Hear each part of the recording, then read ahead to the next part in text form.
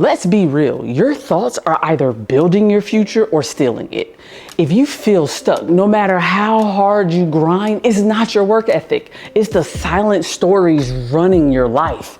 And today we're calling out those 5 toxic mindsets that's quietly sabotaging smart, capable people, plus the exact moves to break them starting today. So stay with me until the end of this video, because let me tell you, the first one might be running in the background of every single decision that you make. If you're new here, my name is Naisha Nicole, and this space is all about self-growth, empowerment, and emotional intelligence. And if you've seen my face before, you know that we are 100% locked in, and this is a channel of honesty, so welcome back. Now, life. Let's talk about life, because right now it feels heavy for a lot of people. There's layoffs that's happening. The world seems to be in chaos, family stress, job stress, you name it. And the list just goes on and on and on. And what I've realized is that when the outside world is shaky, the conversations that's inside of your head, it suddenly becomes the steering wheel. And the thing is that if that dialogue is toxic, if the dialogue that you have right here, if that's toxic, you'll continue to spin in the exact same place, no matter how perfect your to-do list is. So today I want to take time and shine a light on those hidden thoughts that you may have and take our power back, because that's what it's all about. So toxic mindset number 1 is saying I am not enough. And I know we've all done it, whether we've done it subconsciously or consciously. It's like this sneaky little voice that waits for you to lose weight or get the degree or finally feel ready to do something. It's like when I was thinking about starting this channel. I delayed it for months and months, maybe even over a year. And it's like I told myself, well, you need the perfect gear, or you need the perfect setup, the perfect office. You need to figure out what it is that you want to talk to. And while all of those things are important, the main thing that I realized was that me starting was more important than all of those things. So I started with what I had, and now here we are. Toxic mindset number 2 is saying I have to do it all alone. Now, I can raise my hand on this one, because I've done this so many times. I've told myself, well, I have to do it all alone and I don't have anybody to help me. I've told myself that plenty of times. I'm human just like everybody else. And it's like sometimes we wear this independence like it's some sort of armor. And the thing that we don't realize is that it is isolation. It isn't strength. We're isolating ourselves when we do that. That's all survival mode. And I talked about that in another video, and I'll post it right here.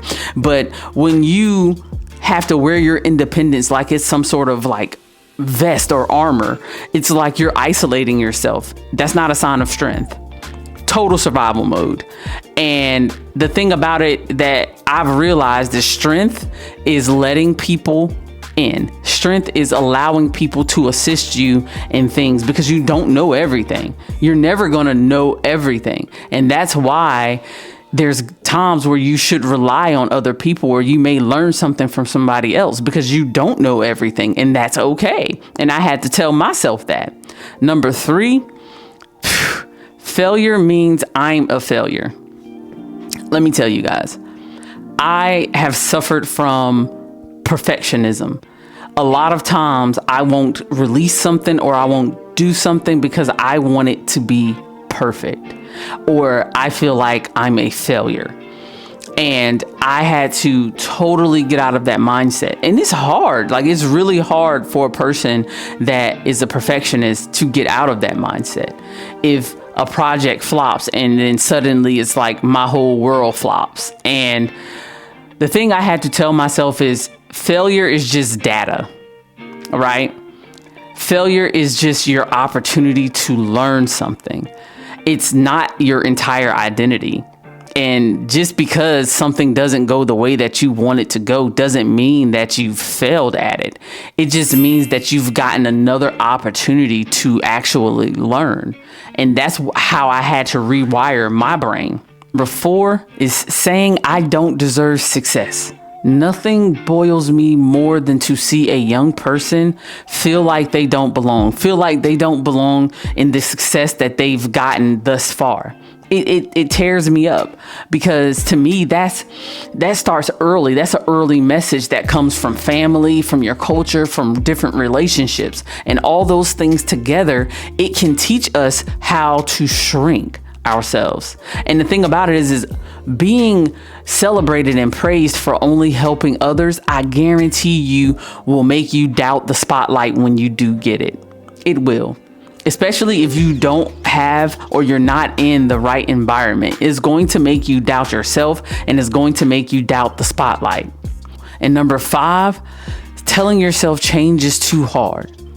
World chaos can make even the smallest shift feel impossible. It sure can. But what I've had to learn is that big transformations is just micro choices that we make every single day.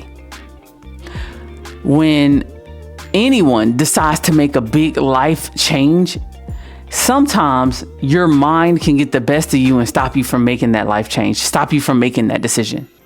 But you have to rely on the daily things that you do, those micro choices, to guide you in the right direction.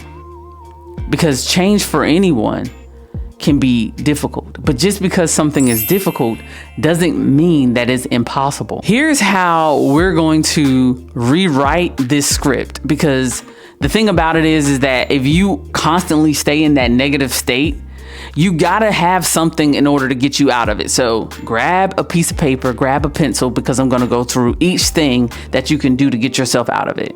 So if you're saying that I'm not enough, switch it around and say, I'm enough to start. Say that. Each night, I want you to write a list of 3 things, 3 small wins that happened within your day, even before you got out of bed. Number 1, I woke up this morning. That's a win, because there are people that did not wake up this morning, right? Number 2, for me, I got to see my son and drop him off at work. A lot of people don't get to do that every single day. Number 3 is that I made it to work safely. I mean, there are some people that don't make it to their destination safely. So those are 3 things off the top of my head that I can be thankful for, right? Now, instead of you saying, I have to do it alone, maybe say, the community is my strength. My friends, my family, my environment, that's where I'm going to get my strength from.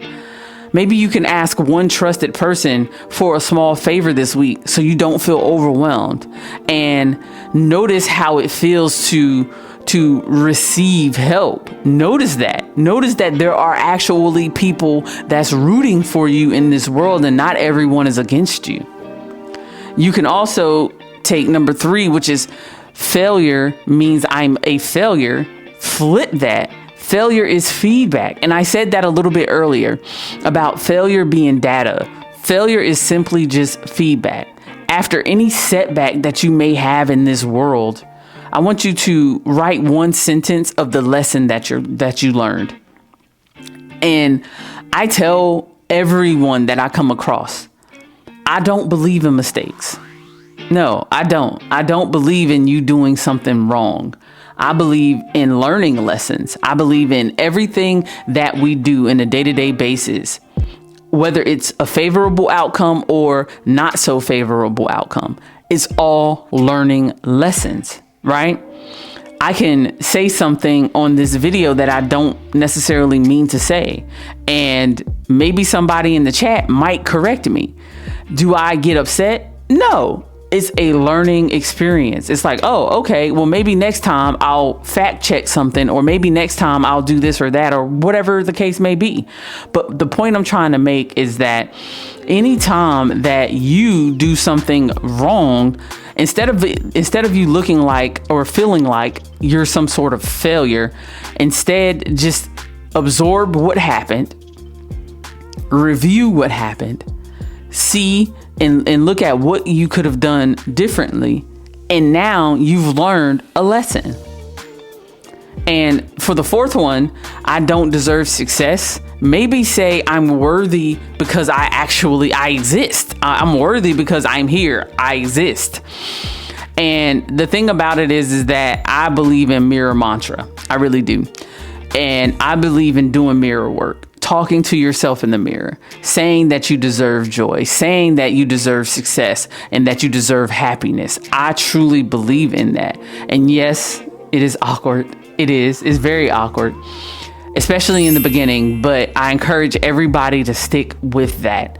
Doing mirror mantra, talking to yourself. The more you talk to yourself, the more you get to understand yourself and the things that you stand for and who you are, the better off that you'll be, especially when you enter spaces or different spaces that you may enter. So mirror mantra, I believe in that wholeheartedly. And the last one is you saying change is too hard. Maybe say, small steps will rewrite my story. Maybe saying that, because I'll say it again. When I ultimately made the decision to make a change, it was difficult. It was very difficult. I was nervous because anytime that you're in your comfort space, you're always going to feel great. You're always going to feel, like you're the expert in that situation. But the moment that you're removed from that comfort level, that level of being content, that's when you'll start to notice different changes. And that's okay. Change is totally okay. Pick one small daily habit, like a glass of water when you wake up. I do that religiously. Every single morning when I wake up, I get out of my bed. It's like clockwork. I thank God for one, being alive and me having another opportunity at this thing we call life. And the next thing that I do is drink a full bottle of water. I keep a water at my bedside. I drink a full bottle of water. And I feel like it does something to my cells, right? It's like it replenishes my cells. And so you can do the same thing. And instead of you just making it a routine, you can just celebrate like, hey, this is my new thing. This is what I'm going to do. Either which way, pick one small daily habit and celebrate it, whatever it may be. For you, it will be something different, but still, it's all about celebrating our wins and celebrating change and celebrating different spaces. And the thing about it is, I want you to notice how every shift is something that you can practice day to day.